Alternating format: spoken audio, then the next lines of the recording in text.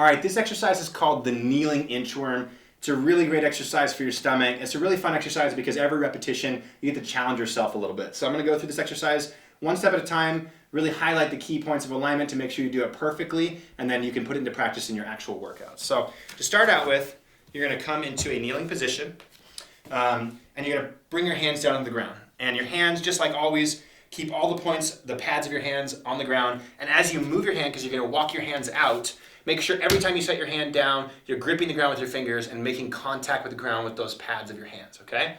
So from here, you're gonna come out into this kneeling position, you're gonna squeeze your glutes a little bit, and as you come out and you get past the push-up position, really that's when you start to squeeze your glutes. And I want you to think about, if your glutes aren't squeezed here, then you have bad form and you should go back and start over. So you have to keep your glutes tight the entire time as you walk your arms out further.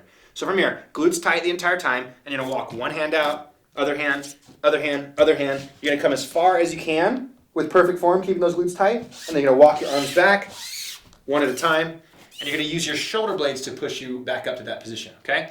So that first thing to think about is the glutes and the back. So as you bring your arms out in front of you, you're not sagging your back or sticking your butt up, you're squeezing your glutes, and you're really firing your ab muscles as hard as possible. The second thing to think about is your shoulders and your arm position as you go out.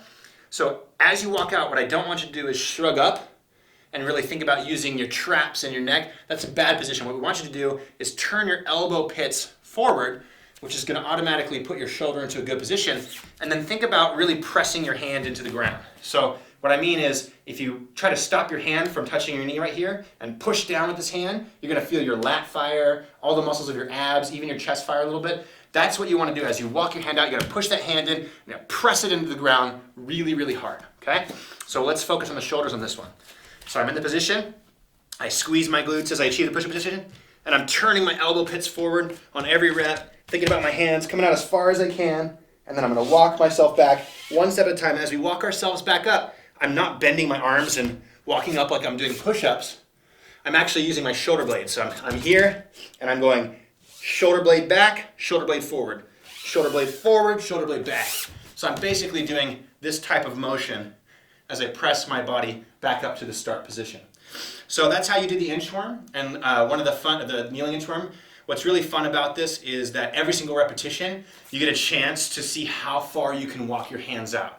And every repetition, what I want you to do is to see if you can walk your hands out further while maintaining that perfect form, which is glutes tight, pelvis tucked, elbow pits forward. It's really just thinking about your hip and your back position, and then your shoulder and your elbow position. If you can just think about those two things as you do this, you will have perfect form in this exercise, which means you're gonna strengthen your abs, strengthen your posture, strengthen all the muscles of your upper and your lower body. It's a really great exercise. Take your time with it, and like I said, every rep, just see if you can go a little bit further as you start to put this into practice during your workouts.